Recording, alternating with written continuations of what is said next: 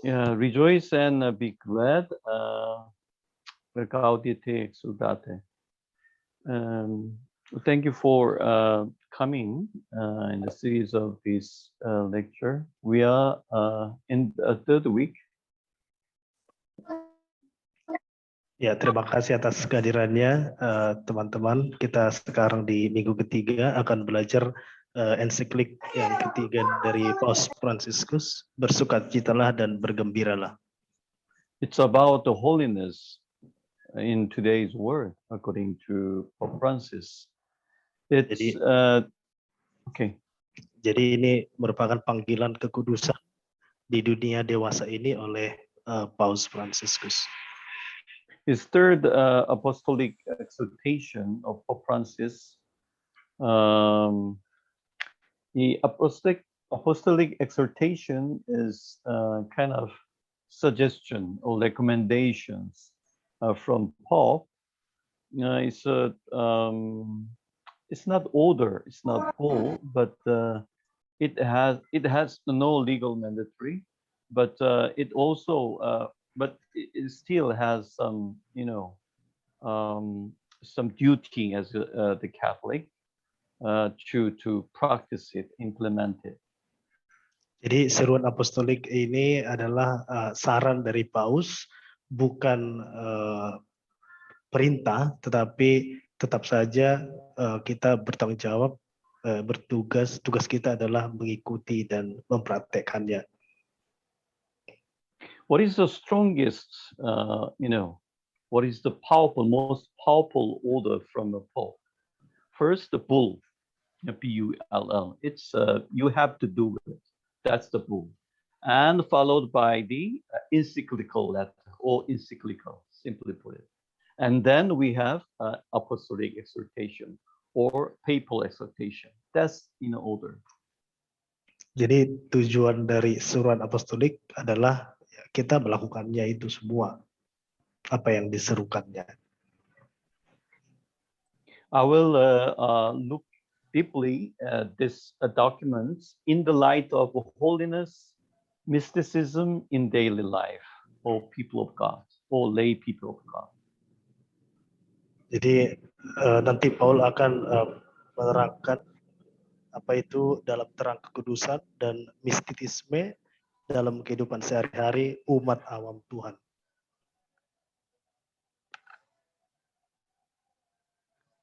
I hope some of you still remember at the first session, I omit at the one slide. Which is about faith. You remember? Ya, jadi teman-teman semoga teman-teman masih ingat satu slide yang pernah Paul terangkan dalam minggu pertama pertemuan.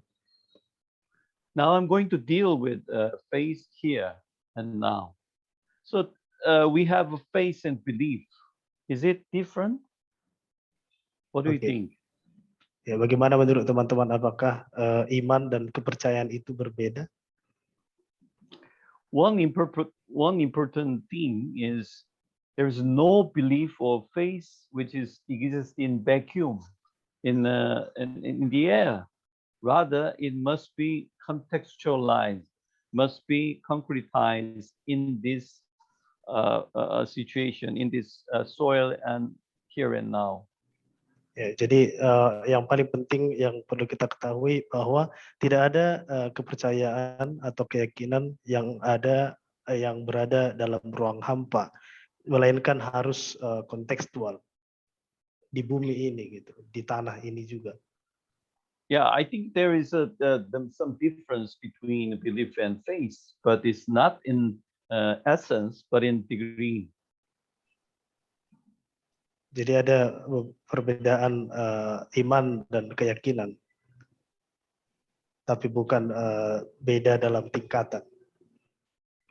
Belief could be a cloth or expression of faith and a part of faith itself. Ya, jadi keyakinan bisa menjadi kain atau ekspresi iman dan bagian tak terpisahkan dari iman itu sendiri. On the other hand, faith finds its expression in belief, in other words, and through it, people normally could come to their faith. Ya, dengan kata lain, iman menemukan ekspresi dalam keyakinan dan melaluinya orang-orang biasanya dapat mencapai iman mereka. Let's take a for example. When a Christian like you say, I believe in God the Father, in Christ, and in the Holy Spirit, which is a Trinity, kind of most important dogma for every Catholic. It hardly means you believe in the terms, language, worded literally itself, themselves. Oke, jadi contohnya kita sebagai orang Kristen, ketika kita mengatakan saya percaya kepada Allah Bapa, kepada Kristus dan Roh Kudus, itu hampir tidak berarti dia percaya pada istilah-istilah tersebut secara harfiah. Instead of the terminology, rather you believe a reality of the truth presents everywhere, even outside a bound of your own experience in your own traditions, religious traditions. Jadi sebaliknya, dia percaya realitas kebenaran hadir di mana-mana, bahkan di luar batas pengalamannya sendiri, seperti tradisi agama lainnya juga. Even you could find the truth in other religions too.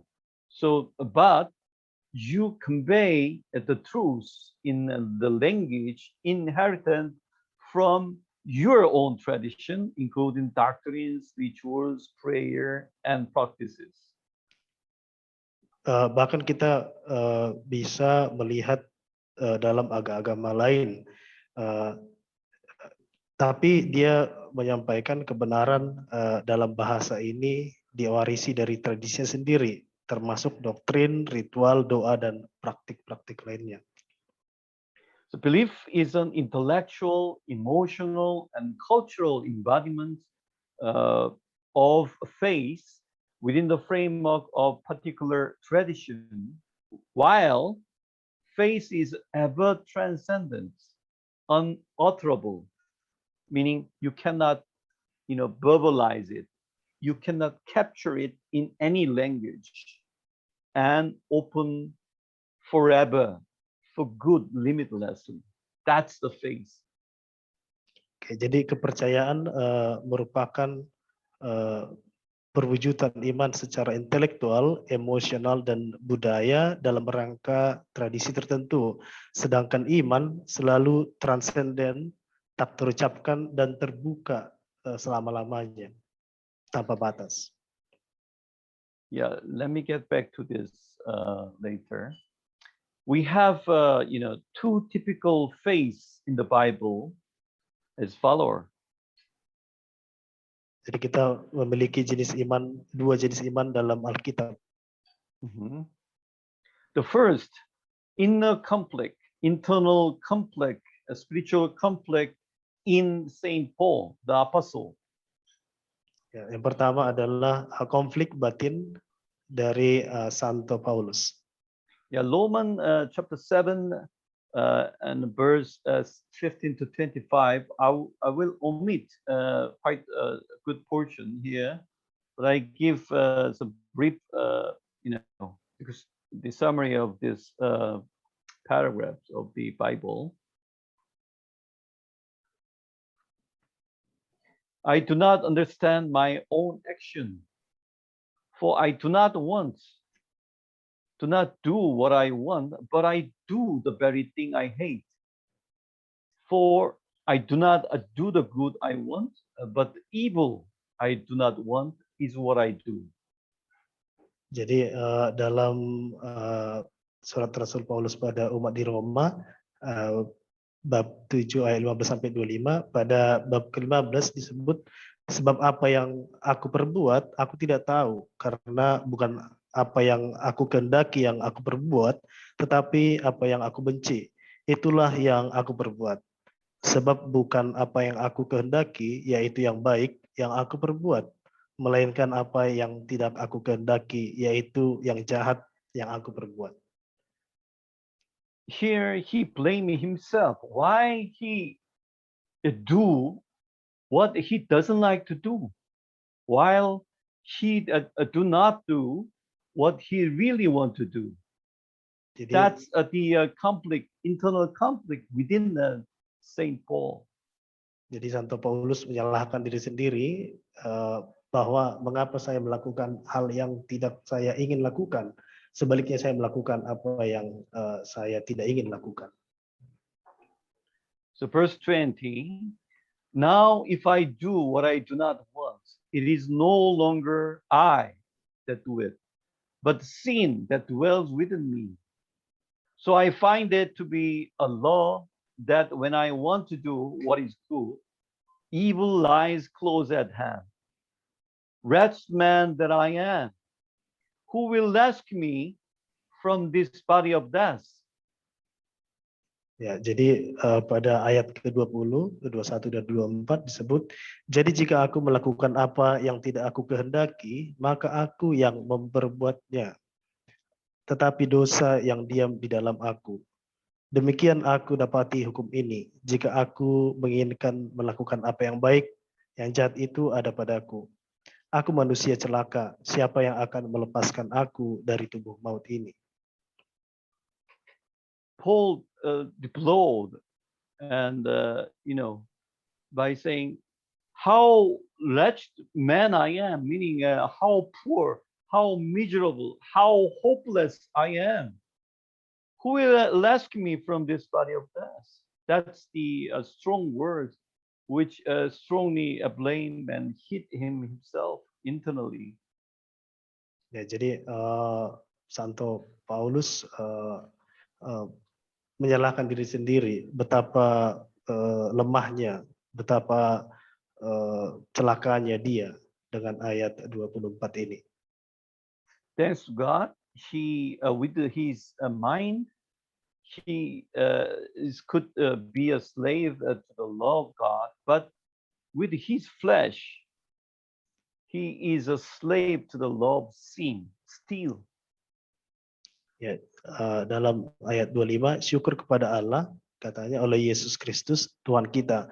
Jadi dengan akal budiku, aku melayani hukum Allah, tetapi dengan tubuh insaniku, aku melayani hukum dosa. He very much aware of his weakness within himself here. Jadi pada ayat ini dia sangat peduli dengan kelemahannya sendiri. Then what should I do? What Paul supposed to do? What should do? Number 4, then you, Paul, must cling to God, like what he blamed and he crying out, and he must cling to God and crying, God have mercy on me. God will save me when I'm hanging on to you. I should survive. I should live. This is the moment when faith is put to the test.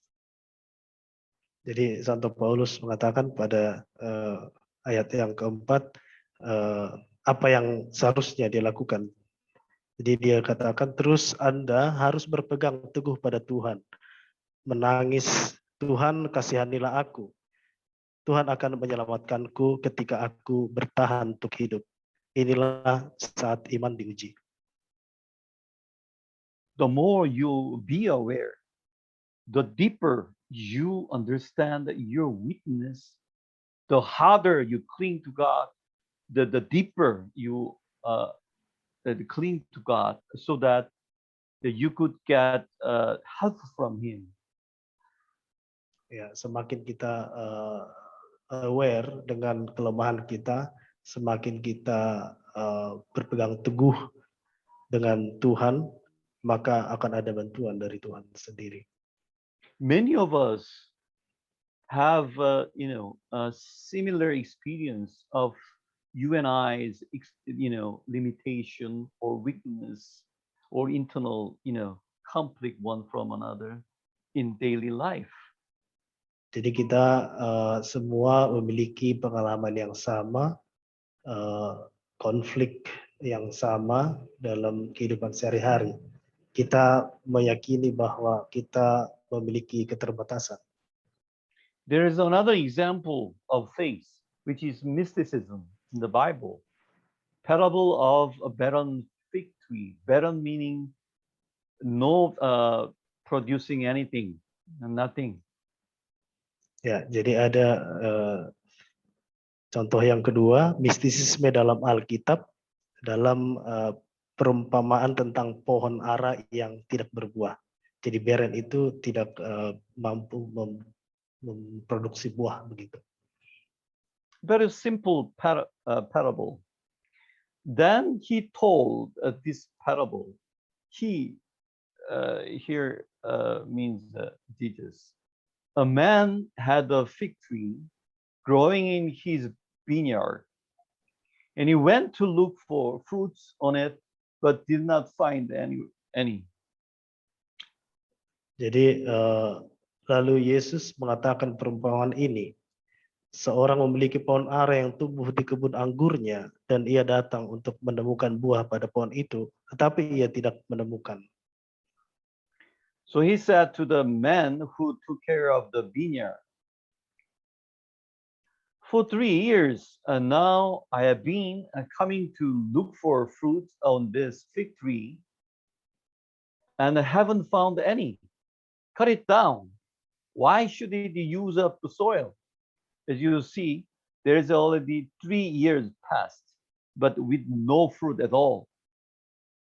Jadi kemudian Yesus berkata kepada pengurus kebun anggur itu, "Sudah 3 tahun aku datang mencari buah pada pohon ara ini, dan aku tidak menemukannya. Tebanglah pohon ini, untuk apa ia hidup di tanah ini dengan percuma? Sudah 3 tahun tidak berbuah."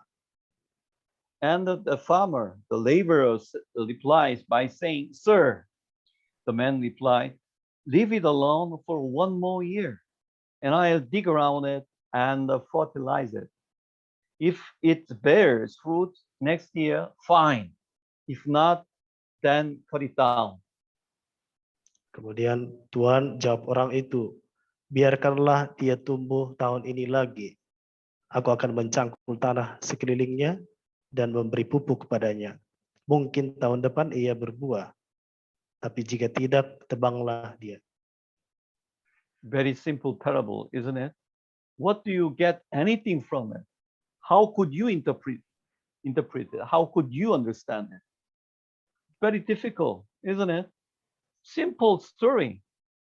What are you going to do with this?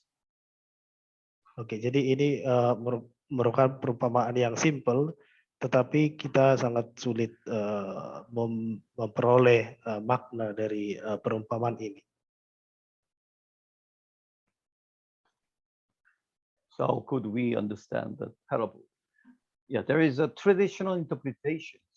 Number one, God always give a last chance in Jesus Christ. Like in the paragraph, "Sir, leave it alone for 1 more year, which is, last chance, one more chance. Or there is a criticism of such attitude of the owner, expecting fruit without trouble, without any labor. So Jesus fully criticized the owner who does not care for the fig tree, but just wants the fruit. So, put the labor, making labor saying, "I will dig around it and fertilize it." So important thing is what you do, what you have to do to produce, fruits. Jadi bagaimana kita bisa memahami perumpamaan tadi? Sebuah interpretasi tradisional yang pertama, Tuhan selalu memberikan kesempatan terakhir di dalam Yesus Kristus. Seperti dalam ayat tadi, Tuhan biarkan saja selama 1 tahun lagi. Kemudian ini merupakan kritik terhadap sikap pemilik yang mengharapkan buah tanpa kesulitan. Yesus yang mengkritik pemilik yang tidak peduli dengan pohon ara, tetapi hanya menginginkan buahnya. Jadi disebutkan tadi, "Aku akan mencangkul tanah sekelilingnya dan memberi pupuk padanya." There is another interpretation from mystic like Saint Therese, the little flower of Lisieux in France. Jadi ada juga sebuah interpretasi mistisisme dari Santa Teresa dari Lisieux, bunga kecil. So here mentioned now not 3 years, which is already passed, but also another year, next year. So the repetitive act of digging and manure with the shovels itself is the place where self-transcendence occur. Jadi tidak hanya teks 3 tahun, tetapi juga sampai tahun depan. Dan tindakan berulang menggali dan memupuk itu sendiri adalah tempat transendensi diri terjadi. Let's focus more on the transcendence, what the by focusing on the mystics, Saint Teresa's interpretations. So there is some suggestions of Saint Teresa and Pope Francis. Saint Teresa's interpretation, we said already, 3 years and the next years, that means repetitive act of digging and manure with the shovels itself, where self-transcendence occurs. What do you mean? It means emphasizing that God's experience or your experience, God, is not something different from everyday life. This shows the mystery of daily life and the mystery of faith that experience God and become one with God. Jadi ini saran Santa Teresa dan Paus Fransiskus. Interpretasi Teresa sendiri tidak hanya teks 3 tahun, tetapi juga sampai tahun depan. Dan tindakan berulang, menggali dan memupuk itu sendiri adalah tempat transendensi diri terjadi. Menekankan bahwa pengalaman Tuhan bukanlah sesuatu yang berbeda dari kehidupan sehari-hari. Ini menunjukkan misteri kehidupan sehari-hari dan misteri iman yang mengalami Tuhan dan menjadi satu. What do you mean by mystery of daily life or experiencing God and finally become oneness with God? What do you mean? My reflection is come to you now. Ya, jadi apa maksud dari misteri kehidupan sehari-hari dan misteri iman? Apa yang dimaksud dengan mengalami Tuhan dan menjadi satu? Jadi berikut ini adalah refleksi Mr. Paul untuk kita. What does it mean by this? It means every moment in daily life we could feel, smell, hear, touch, taste, breathe, and even see God through everything we meet in the moment, no matter how small it is. The thing is here that how deeply you feel God's presence through them is the way to become oneness with God. Jadi refleksi tadi itu yang pertama, apa yang dimaksud dengan ini? Setiap momen dalam kehidupan sehari-hari kita mampu merasakan, mencium, mendengar, menyentuh, mengecap, bernapas, dan melihat Tuhan melalui semuanya, segalanya. Kita bertemu di saat tidak peduli seberapa kecil itu. Masalahnya adalah seberapa dalam Anda merasakan kehadiran Tuhan melalui mereka adalah cara untuk menjadi satu kesatuan dengan Tuhan. Of course, we cannot, see or smell, touch, taste God directly, but through people and the small minor thing, however small it is, we could meet them, we could feel God in them. Ya, jadi memang kita tidak bisa menyentuh Tuhan secara langsung, tetapi dengan menyentuh barang-barang, bahkan hal-hal kecil pun kita bisa merasakan Tuhan di dalamnya. If so, how do you know that you are united with God as such?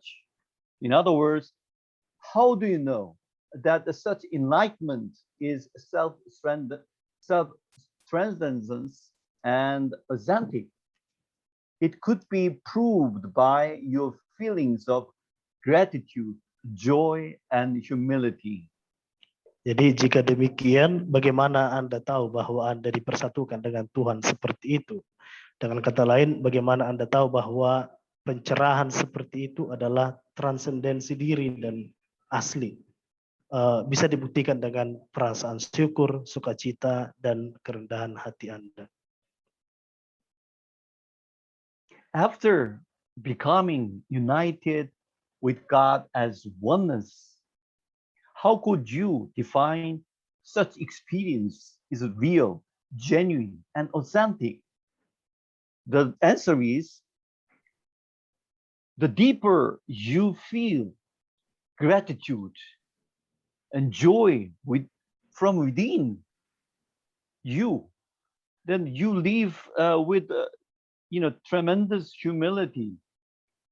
Always, that is the clear proof that your experience of God is genuine and authentic. Jadi dengan perasaan syukur, sukacita, dan kerendahan hati, kita bisa merasakan kesatuan dengan Allah sendiri.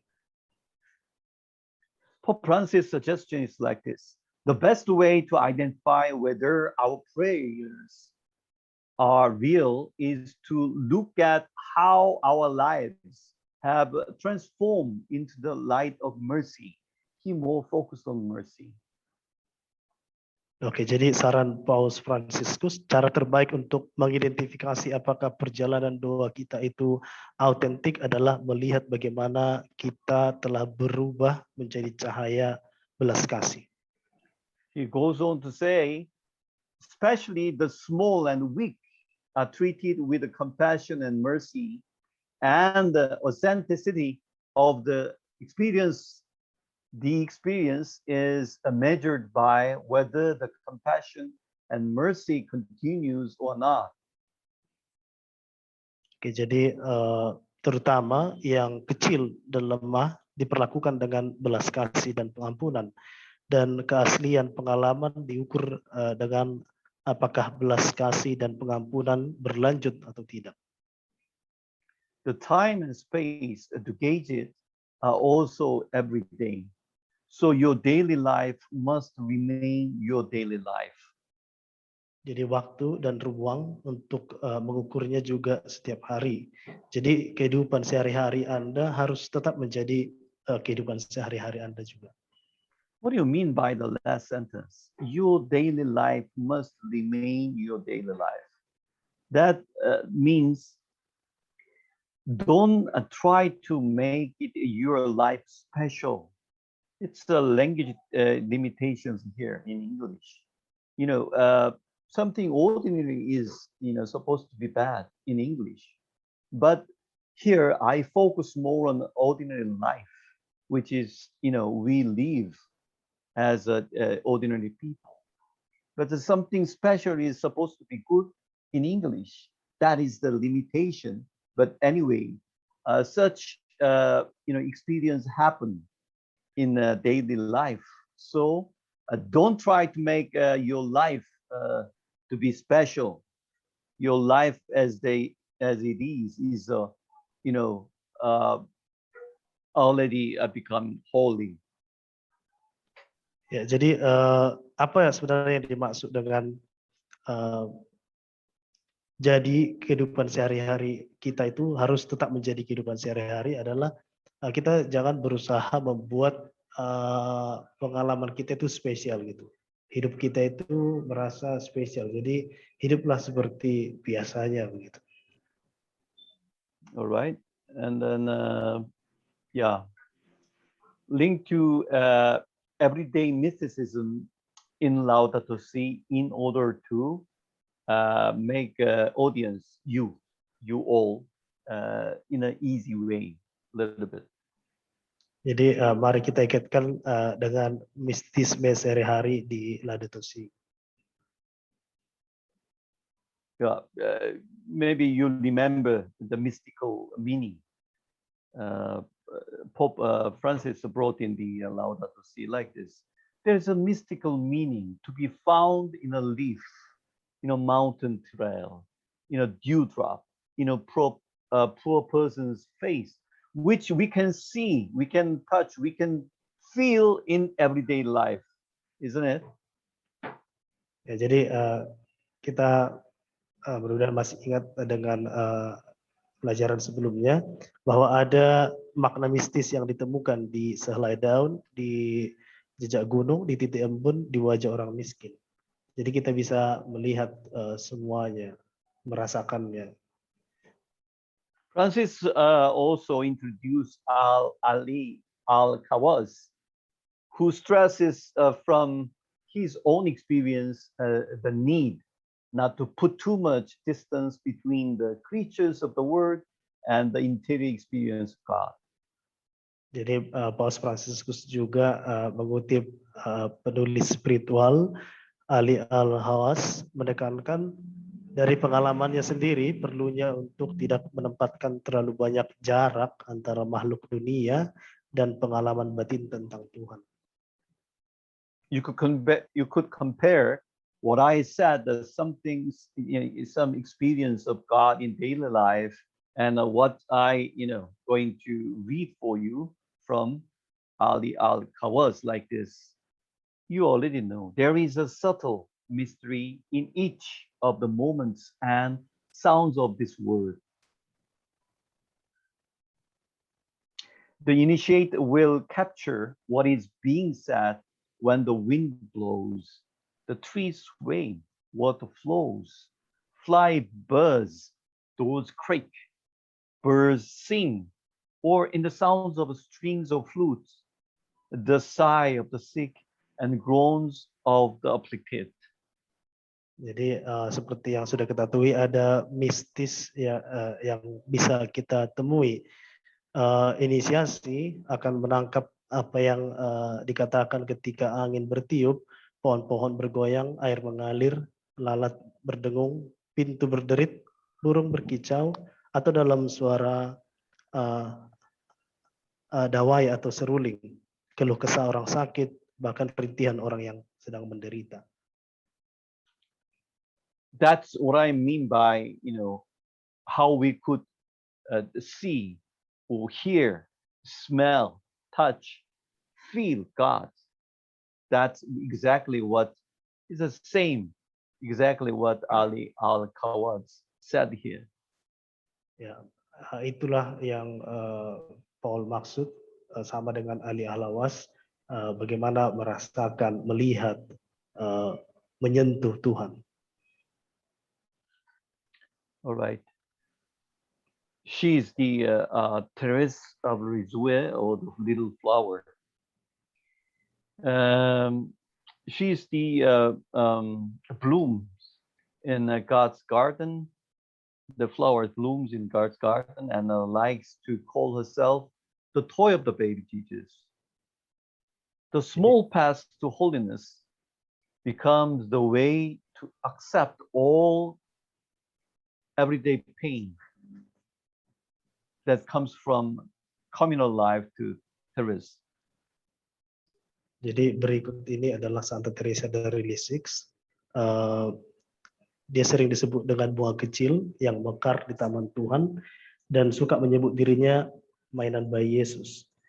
Jadi jalan kecil menuju kekudusan menjadi jalan untuk menerima semua rasa sakit setiap hari yang berasal dari kehidupan komunal pada diri Teresa. She's even going further by, saying she accepts all the every pain as a small path to God, small path to experience holiness of God, grace of God. But I mentioned here Ali Khawaz, who talk about something positive, but she brought here something negative, pain. It's quite difficult, but she accepts as the small path to experience God, which is mystic. Ya, jadi mistis itu kalau tadi Ali Al-Hawas menggunakan kata-kata positif seperti air mengalir dan sebagainya, Santa Teresa bahkan menggambarkannya sebagai penerimaan rasa sakit setiap hari itu. It's like everyday pain.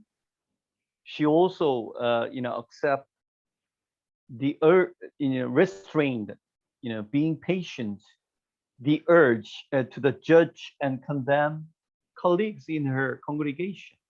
That's also a difficult thing to do. Such difficulty she embraced as a way to embrace God or feel God. Ya, jadi bahkan dalam kesulitannya setiap hari, Teresia memeluk Tuhan. Jadi disebutkan dengan menahan keinginan untuk menghakimi dan mengutuk rekan-rekannya dalam kongregasi. Jadi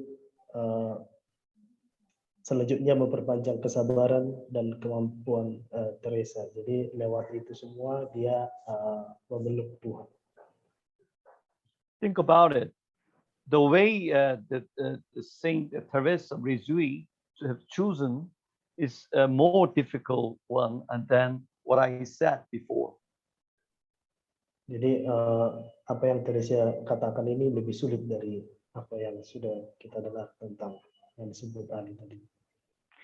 There's another church doctor. Oh, by the way, she's got a doctorate from what we call church doctor, maybe by Pope Paul VI. Ya, disebut juga dokter gereja oleh Paulus ke-6.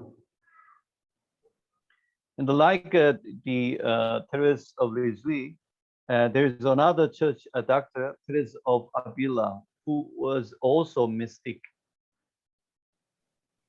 Selain Teresa dari Lisieux tadi, ada juga Teresa dari Avila yang juga merasakan mistis.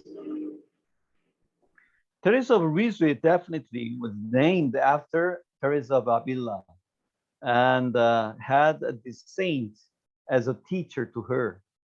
And at age 9, longered for the Carmel monastery in the Lisieux, France, and finally was admitted, accepted by the congregation at her age of 15. Jadi Teresa of Avila ini adalah bisa dibilang guru dari Teresa of Lisieux. Dia pada usia 9 tahun merindukan biar Karmel di Lisieux, Prancis, dan akhirnya diterima pada usia 15 tahun. Yeah, she's the Teresa of Avila. And we have another doctor here. We have only 4 women doctors in the whole history of the Catholics, maybe more than 2,000 years. And she's name is Catherine of Siena. Jadi dalam sejarah Katolik kita hanya punya 4 dokter perempuan, ya, termasuk yang berikut Santa Catherine dari Siena. So Pope Paul VI canonized her as doctor of the church with the Teresa of Avila. Among the church doctors, there are 4 women in total, including the 2 and the Teresa of Lisieux and Hildegard of Bien. This is 4 doctors. Jadi Santa Caterina dari Siena oleh Paus Paulus ke-6 mengkanonisasi dia sebagai dokter gereja bersama dengan Teresa dari Avila. Di antara para dokter gereja ada 4 wanita secara total, termasuk 2 Teresa dan Hildegard dari Bingen. Here I give you some different, it's kind of common sense or good knowledge of the church, which is very much westernized, very much patriarchal and very much clergy-centered church up until now. So it's good to know for you, everyone. Jadi Paul mengatakan dia mau mengatakan bahwa betapa gereja kita itu sangat patriarkal. So the Catherine of Siena was a lay woman, but as you look at her, she's been portrayed as if she was a nun. She just looked like a nun, right?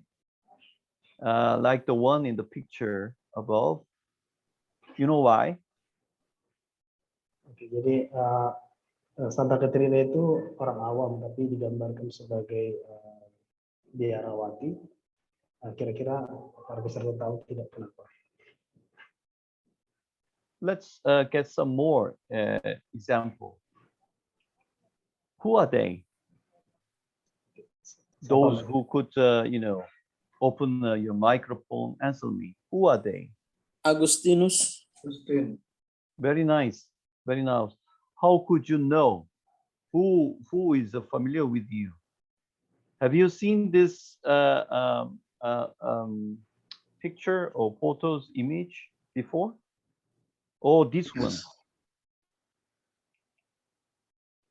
Yes, I have seen the right one before. All right. Okay. Would you translate that, Thompson? The conversation he and me now. Yes. Oh, jadi tadi siapa William yang ngomong ya? Lihat Betul, Mas. pernah lihat yang sebelah kanan. So he's, Mr. Turpin. Sorry, it's he's familiar with the right side.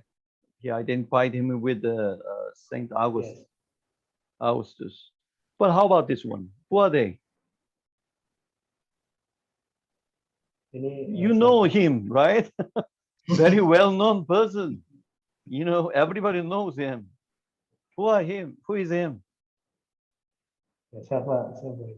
Jesus. Yeah, yes, of Jesus. course. How Yes. about him?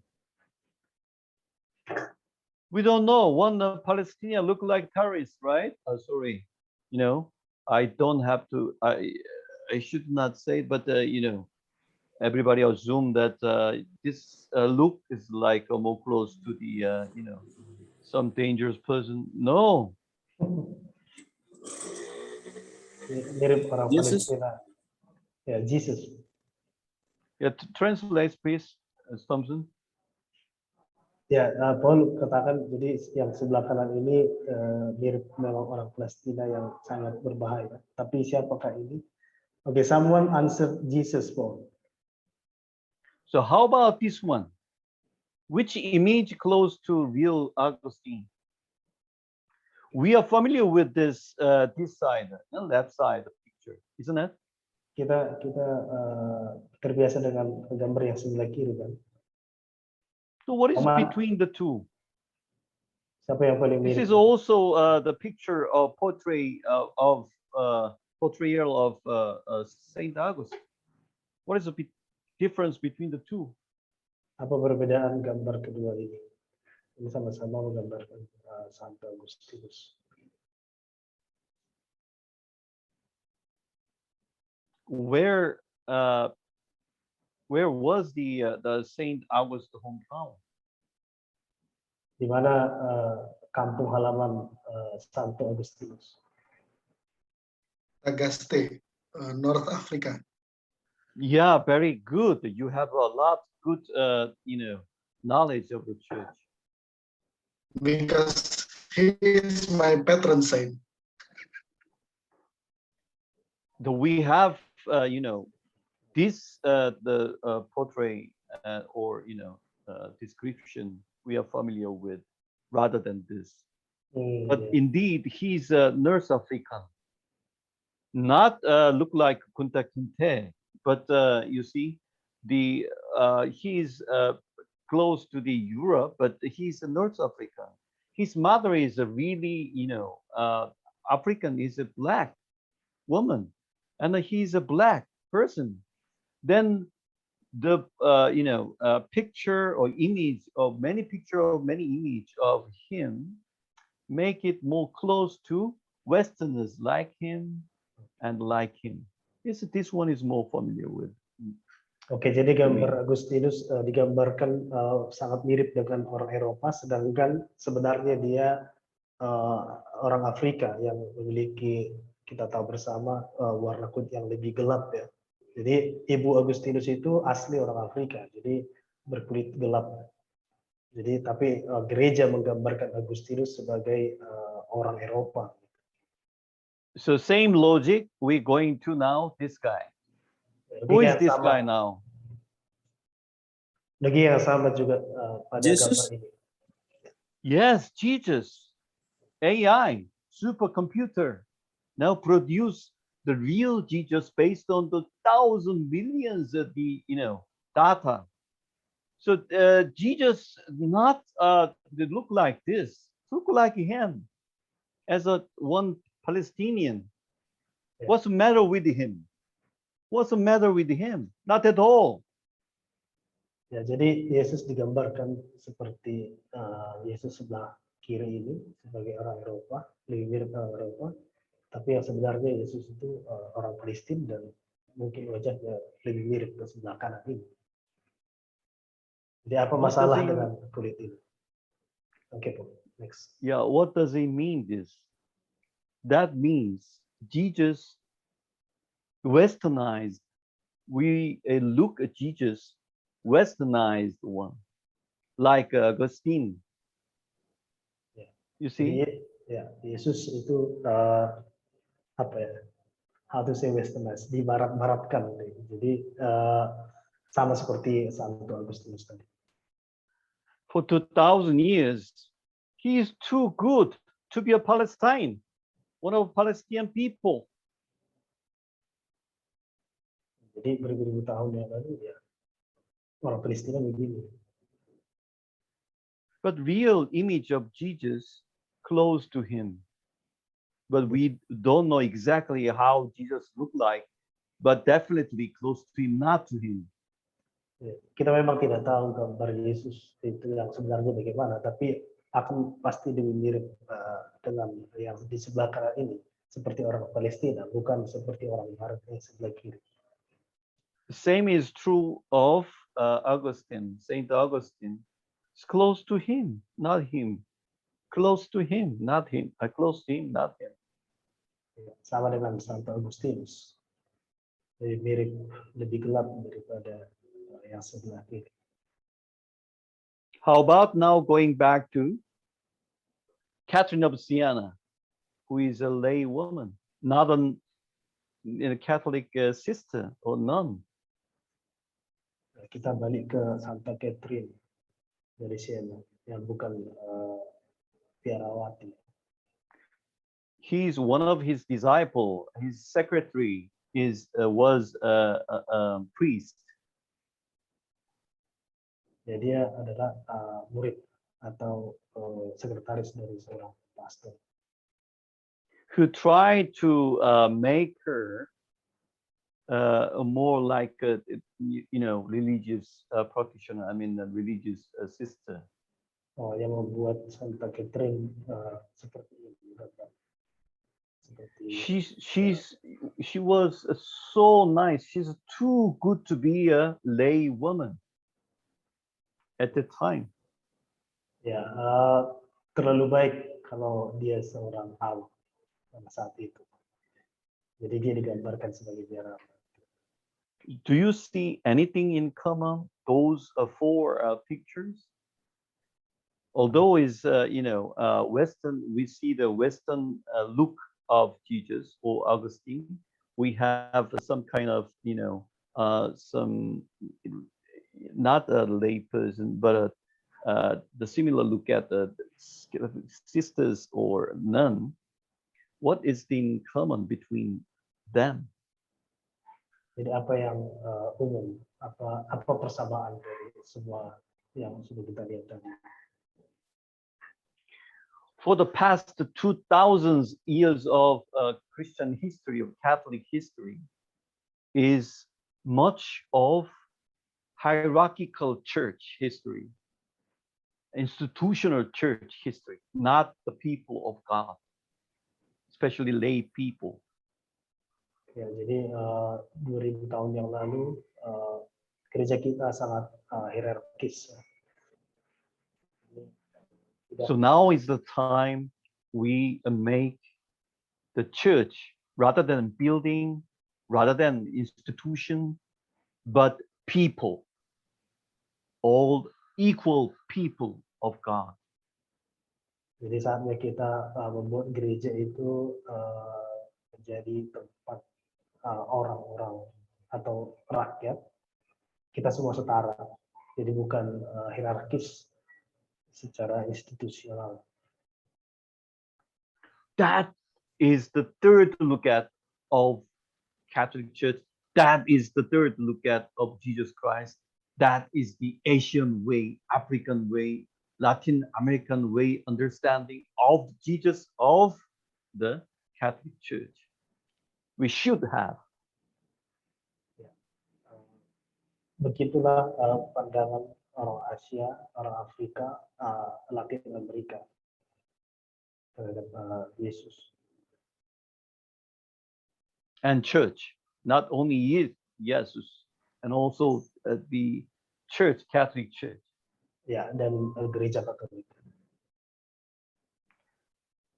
All right, going back to the experience of God and mysticism in daily life. Do not be misled by words. It is a summary of my idea of mysticism or spirituality. Do not be misled by the words such as mystery experience, or spirituality. Spirituality or mysticism is not a particular area and the state of faith.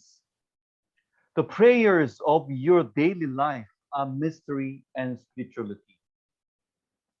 Oke, jadi kita kembali ke pengalaman akan Tuhan dan mistisisme di setiap hari. Jadi jangan terkecoh dengan kata-kata seperti misteri, pengalaman misteri atau spiritualitas. Spiritualitas atau mistisme bukanlah wilayah dan keyakinan tertentu. Jadi doa dalam kehidupan sehari-hari Anda adalah misteri dan spiritualitas. The reason why spirituality has been emphasized, it was considered to be related to the inner dimension of faith, the mystical experience of God. This is due to the tendency to emphasize spirituality in the dualistic distinction between mind and body. Oke, jadi alasan mengapa spiritualitas ditekankan dianggap terkait dengan dimensi batin iman, pengalaman mistik akan Tuhan. Hal ini disebabkan kecenderungan untuk menekankan spiritualitas dalam perbedaan dualistik antara pikiran dan tubuh. Faith is not simply reduced to an internal level, but a total of internal and external dimensions. The experience of God involves reason, head, emotion, heart, and will or willingness, body, encompassing behavior and changes in life. Jadi iman tidak hanya direduksi ke tingkat internal, tetapi total dimensi internal dan eksternal. Pengalaman akan Tuhan melibatkan akal, kepala kita, emosi, hati kita, dan kehendak tubuh kita, meliputi perilaku dan perubahan dalam hidup. Spirituality is the power to question faith, question of your faith, the willingness to practice faith. A person with a deep spirituality is a person who has the will and power to practice God's will patiently, even though there are many difficulties in reality. A spiritual person is, after all, a person who tries to practice faith. Therefore, be careful, people who discriminate or differentiate from the daily lives by saying that we are deep in spirituality, or people who emphasize it, the spirituality of mysticism, too much. Jadi spiritualitas adalah kekuatan untuk mempertanyakan iman, keinginan untuk mempraktikkan iman. Seseorang dengan spiritualitas yang dalam adalah orang yang memiliki kemauan untuk kekuatan untuk mengamalkan kehendak Tuhan dengan sabar, meskipun banyak kesulitan dalam kenyataan. Bagaimanapun juga, orang spiritual adalah orang yang mencoba mempraktikkan keyakinan. Karena itu hati-hati dengan orang-orang yang membedakan dari kehidupan sehari-hari mereka dengan mengatakan bahwa kami sangat spiritual, atau orang yang terlalu menekankannya. Rejoice and be glad again. The apostolic exhortation does not give theories about what constitute holiness. Pope Francis offered the Beatitudes, you know well, as a path to holiness. Jadi kita kembali ke bersukacitalah dan bergembiralah. Seruan apostolik tidak memberikan teori tentang apa yang membentuk kekudusan. Paus Fransiskus mempersembahkan sabda bahagia sebagai jalan menuju kekudusan. Jesus explained with the greatest simplicity what it means to be holy when he gave us the Beatitudes. The Beatitudes are like a Christian identity card. Jadi Yesus menjelaskan dengan sangat sederhana apa artinya menjadi suci ketika dia memberi kita sabda bahagia. Sabda bahagia itu seperti kartu identitas orang Kristen. That is in number 63 and number 64. The word happy or blessed thus becomes a synonym for holy. It expresses the fact that those faithful to God and His Word by their self-giving gain true happiness. Ya, jadi kata bahagia atau diberkati dengan demikian menjadi sinonim untuk kudus. Ini mengungkapkan fakta bahwa mereka yang setia kepada Tuhan dan firman-Nya dengan penyerahan diri mereka memperoleh kebahagiaan sejati seperti ditulis dalam ayat paragraf ke-64 dalam ensiklik ini. Each of the Beatitudes is an invitation to go against the flow, meaning to go against the lifestyle, typical lifestyle in this current world, as in now. But the lifestyle, the gospel teaching is totally different. So it should be, it's like the one in the lifestyle of the one in the Beatitudes. Jadi setiap sabda bahagia adalah undangan untuk melawan arus, seperti melawan gaya hidup sekarang. Ya, mungkin berseberangan dengan sabda bahagia. Well, it's a beatitude you know very well. So I just read it for you. First sentence. Blessed are the poor in spirit, for theirs is the kingdom of heaven. Blessed are those who hunger and thirst for righteousness, for they will be filled. Also merciful, mercy, persecute for righteousness, and we have a rejoice and be glad is here. So title of the papal exhortation is from here, rejoice and be glad. Ya, jadi judul dari ensiklik ini datang dari sabda bahagia ini. Seperti berbahagialah orang yang miskin di hadapan Allah karena merekalah yang mempunyai kerajaan surga. Berbahagialah orang yang lapar dan haus akan kebenaran karena mereka akan dipuaskan. Berbahagialah orang yang murah hatinya karena mereka akan beroleh kemurahan. All right. So Beatitude in Gaudate and Exultate, it's indeed chapter 3 and chapter 4, especially chapter 3. But I'm not going to summarize all things, but some part of it. Paragraph 70. Jesus called blessed those who are poor in spirit, and the Pope said, wealth ensures nothing. I think he's too much here. Wealth ensures nothing? No, wealth is mean to something, but not everything, We have more valuable things, a lot valuable things, but wealth sometimes do something for, indeed, poor people and the people in needs. Ya, jadi Yesus menyebut diberkati mereka yang miskin dalam roh. Jadi kekayaan, Paul bilang tidak menjamin apa-apa. Memang kekayaan kadang bisa memberikan, tapi tidak menjamin semuanya. So spiritual poverty brings us to a radiant, shining interior freedom. It also calls for simplicity in life. That's what recommendation from Paul. Living in simple life, things like that. Being poor in the heart, or spiritual poverty, which is holiness. Ya, jadi saran Paus Fransiskus dalam ensiklik ini adalah hidup sederhana. Jadi kemiskinan spiritual membawa kita pada kebebasan batin yang bercahaya, juga menuntut kesederhanaan dalam hidup. Jadi menjadi miskin hati yang suci.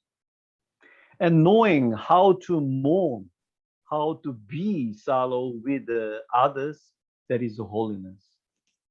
Jadi juga dengan tahu bagaimana berkabung dengan orang lain.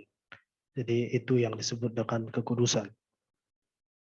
A hunger and thirst for righteousness, that is also holiness. Juga lapar dan haus akan kebenaran, itulah kekudusan. Seeing and acting with mercy, that is also holiness. Jadi melihat dan bertindak dengan belas kasihan, itulah kekudusan. You could see those parts in number 3 and number 17, number 76, number 77, and number 80, paragraph 80. So. Jadi kita bisa lihat ini semua dalam nomor 69, 70, 76, 77, 80 dalam ensiklik ini. Okay. And he said here, holiness and church militants in the document.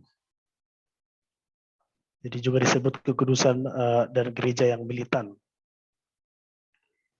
In their daily perseverance, I see the holiness of the church militants. Very often, it is a holiness found in our next door neighbors, those who living in our midst reflect God's presence. We might call them the middle class of holiness. Interesting. Very often, it is a holiness found in our next door neighbors. I repeat again. Those who living in our midst reflect God's presence. We might call them the middle class of the holiness. Jadi dalam ketekunan mereka sehari-hari, saya melihat kekudusan dari gereja yang militan. Sangat sering kekudusan itu ditemukan di tetangga sebelah kita. Mereka yang tinggal di tengah-tengah kita mencerminkan hadirat Tuhan. Kita mungkin menyebut mereka kelas menengah kekudusan. Sangat sering itu adalah kekudusan ditemukan di tetangga sebelah kita. Mereka yang hidup di tengah-tengah kita mencerminkan hadirat Tuhan. Kita mungkin memanggil mereka kelas menengah kekudusan. Yeah, here, what do you mean by middle class of sainthood? It's not much in the sense of middle class or middling, meaning you see in between, or there is the middle of something, but in the sense of I am available to you, to everyone. This the meaning of the middle class of the militants or sainthood. Jadi Okay. apa yang disebut dengan kelas menengah kekudusan itu artinya saya tersedia untukmu begitu. Pope Francis also seeking the church militant as a next door saints who do not compromise with the times in order to achieve full holiness and always move forward in their daily lives. Jadi Paus Fransiskus juga mengatakan gereja yang militan sebagai santo tetangga yang tidak berkompromi dengan waktu untuk mencapai kesucian penuh dan selalu bergerak maju dalam kehidupan sehari-hari. Okay. Gaudate as Exultate give a realistic, unromanticized view on the life of the saint. So when it comes to saint, many people praise them. Oh, the saint, everything is perfect. No, Not everything a saint says is completely faithful to the gospel. Not everything he or she does is authentic or perfect. What we need to contemplate is the wholeness of their life, the entire journey of growth in holiness. Jadi dalam Gaudate et Exultate memberikan pandangan yang realistis dan tidak romantis tentang kehidupan orang-orang kudus ya.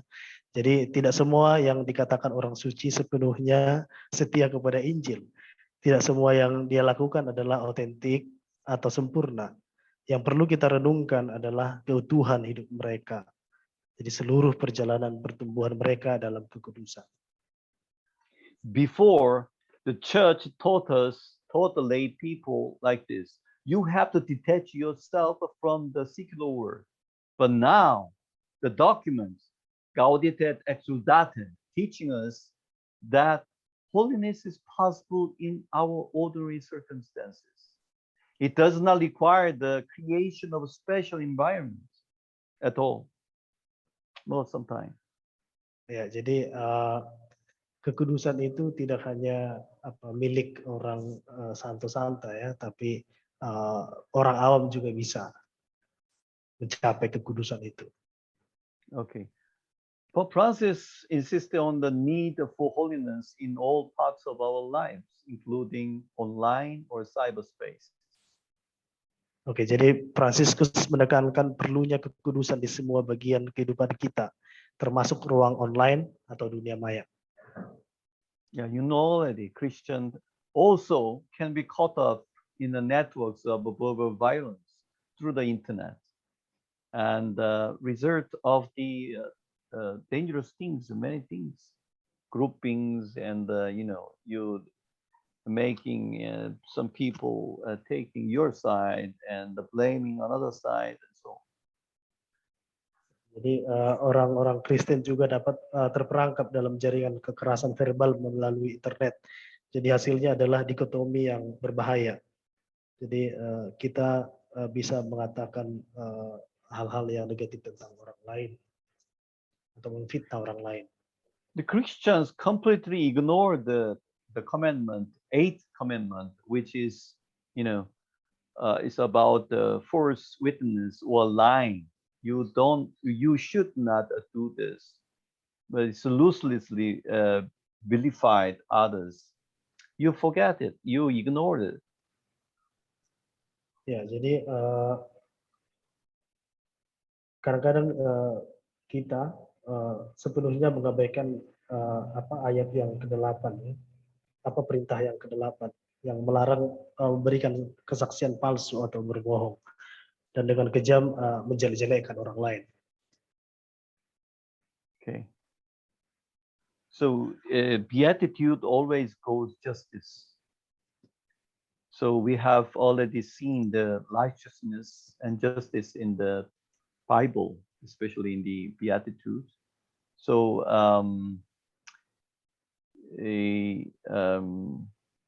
going on against the flow of the time can be said to reveal Pope Francis' view of justice. Ya, jadi sabda bahagia ajaran Yesus melawan arus waktu dapat dikatakan mengungkapkan pandangan Paus Fransiskus tentang keadilan. And paragraph 77, those who are persecuted for righteousness are those who live in Jesus' past back in time. So the definition of the justice that Francis calls should be realized for them. In particular, those who cry for justice for their neighbors and communities, those who desperately desire justice and long for righteousness. Ya, jadi dalam paragraf ke-77 Fransiskus mengatakan secara khusus keadilan itu adalah mereka yang menyerukan keadilan bagi tetangga dan komunitas mereka. Mereka yang sangat menginginkan keadilan dan merindukan kebenaran. Right. The similar meaning. The second paragraph. Thus, Francis' view on justice cannot be limited to one individual and extend to the entire planet, including neighbors and societies.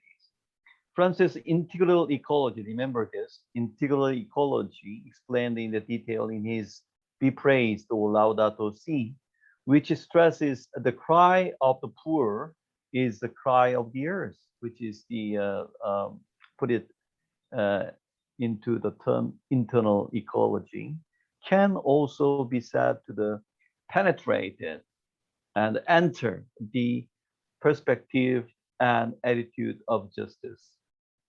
Jadi pandangan Fransiskus tentang keadilan tidak dapat dibatasi pada satu individu dan meluas ke seluruh planet. Ini termasuk tetangga dan masyarakat. Jadi ekologi yang integral Fransiskus dijelaskan secara rinci dalam karyanya Terpujilah atau Laudato Si yang menekankan tangisan kaum miskin adalah tangisan bumi. Juga bisa dikatakan menembus perspektif dan sikap keadilan.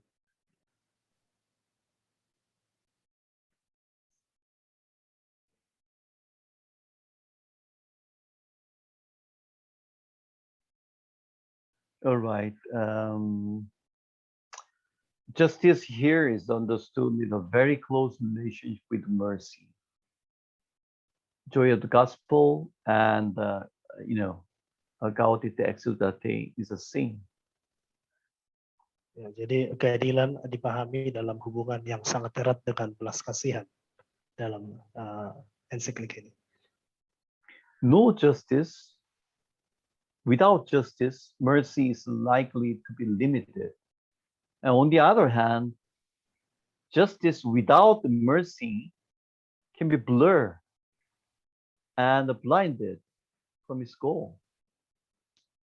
Ya, jadi jika tidak ada keadilan, belas kasihan kemungkinan akan terbatas. Jadi keadilan tanpa belas kasihan dapat dikaburkan dan dibutakan dari tujuannya. All right. So Pope Francis emphasized the practical mercy, not an abstract one.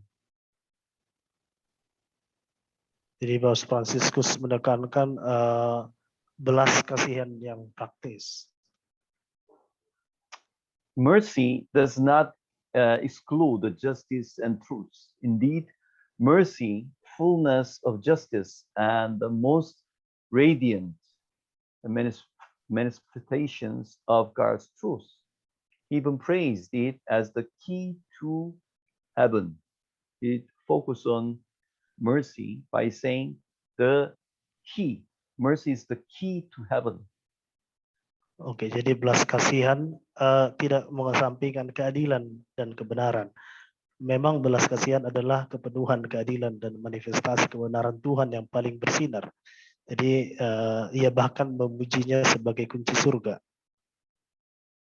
All right, we just remember that justice and mercy has a really close relationship one from another, cannot be separate one from another. Oke, jadi kita perlu ingat bahwa keadilan dan belas kasih itu adalah satu kesatuan, jadi tidak bisa terlepas.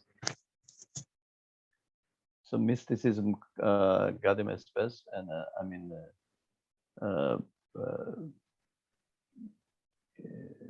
what is this? Gaudate, Exultate. I explained already, right? So we skip here. I'll give you some information for you. The word mystery here appears in the small book like Gaudate et Exultate 15 times, the mystery itself. And then the similar, the words relate to the mystery is 12 times. So total is 27 times appears in the document. Jadi kata-kata misteri itu muncul 15 kali dalam ensiklik ini. Kata-kata yang serupa juga muncul, misalnya misteri 2 kali, mistik 2 kali, mistisisme 1, dan totalnya 27 kali. All right. And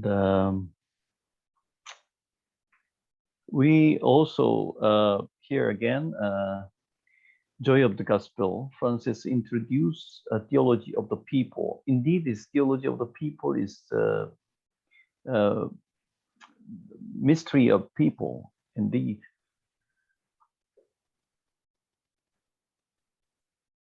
Ya, dalam The Joy of the Gospel, Franciscus juga memperkenalkan teologi rakyat yang disebut jiwa rakyat atau mistik dari mistisisme populer. But here, the people he used in the middle, he used populi or people as a concept that puts the poor economically at the center, but does not exclude the ordinary people as a whole. Oke, jadi dia menggunakan populi atau rakyat sebagai konsep yang menempatkan orang miskin secara ekonomis sebagai pusat, tetapi tidak mengecualikan orang biasa secara keseluruhan. So the people she explained, including scholars, workers, entrepreneurs, artists, and many others, which means everyone. Jadi people atau rakyat yang disebut dalam hal ini termasuk para sarjana, pekerja, pengusaha, seniman, dan semua orang. That's what he said in Joy of the Gospel or Evangelicatio. Itu yang disebutkan Franciscus dalam Sukacita Injil. All right, and so here is another document, Aparecida document.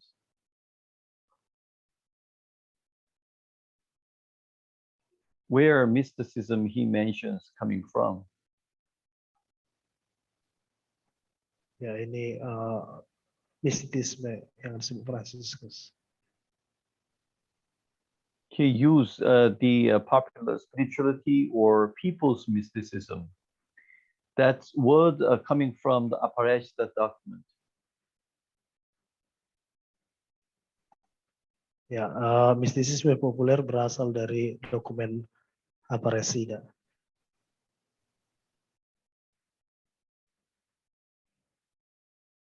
Yeah, people here means not only people at grassroots, but also whole ordinary people I already mentioned. Ya, people orang rakyat di sini tidak hanya grassroots, tapi juga orang-orang biasa lainnya. All right, and then conclusion. Holiness, Beatitudes, and mysticism in Gaudate and Exultate. In the background of the Beatitudes and the chapter number 3, which Francis proposed using him as his master, Jesus' light, his mystical eye continues to influence the spirituality of chapter number 5, which is the conclusion, and he is still deep in his waking. Without putting mysticism at the forefront, Francis responds to the call of successful virtue and urges him to firmly rely on Jesus' mysticism as the core of his faith in living as a waking believer. Jadi kesimpulannya, kekudusan, sabda bahagia, dan mistisisme dalam Gaudate Exultate di latar belakang sabda bahagia di bab 3 yang diusulkan oleh Franciscus untuk menggunakan dia sebagai terang Tuannya Yesus. Jadi mata mistiknya terus mempengaruhi spiritualitas, terdapat pada bab 5, yang merupakan kesimpulan, dan dia masih tenggelam dalam kesadarannya. Tanpa menempatkan mistisisme di garis depan, Franciscus menanggapi panggilan kebajikan yang berhasil dan mendesaknya untuk secara teguh mengandalkan mistisisme Yesus sebagai inti imannya dalam hidup sebagai orang percaya yang sadar. Okay, what is the holiness today is a holiness in daily life. Number one, a joy and a sense of humor. Sense of humor. Number two, not individualistic, but singular, meaning very personal, but with your characteristics also respected. That is meaning singular. Singular communal wisdom. And number three, in constant prayer and contemplation, like like a prayer, like the Saint Paul, clinging to God, knowing, noticing your limitations. Otherwise, there is no other way to, feel God or reach God. So contemplation is more on mysticism, finding God everywhere, meeting small things, including people, even small one, like a poor, like a vulnerable people. Be merciful to them. The deeply being merciful, the stronger you feel God. That's the contemplation on mysticism. And number four, patience and meekness. Patience and patience. Meekness is a politeness and gentleness and things like that. And number five, a boldness and passion, courage and passion. Passionate commitment is the ways to coming to holiness. Today's word. Jadi kekudusan setiap hari ini ada 5. Yang pertama kegembiraan dan selera humor. Kemudian bukan kebijaksanaan individualistis, tetapi kebijaksanaan komunal yang tunggal. Kemudian dalam doa dan kontemplasi secara terus-menerus. Kemudian kesabaran dan kelembutan. Yang terakhir keberanian dan gairah. All right. Okay. The question for group discussion. Number one, what is your understanding of holiness in the document? Can you make a connection? A document meaning here, of course, Gaudate and Exultate. Can you make a connection between your faith in God and holiness? Number two, what is your understanding of mysticism? Can you make it a practical mysticism by finding God in you and everything in your daily life? Remember the last week's questions. Not only last week, I brought also that things here today. Ali al-Kawas, finding God everywhere, wind blows, blah, blah, blah. Many, many others. Thank you. Thank you very much for listening. Thank you, Bro. Nanti terjemahan pertanyaan saya titip kirim ke Mas Wan.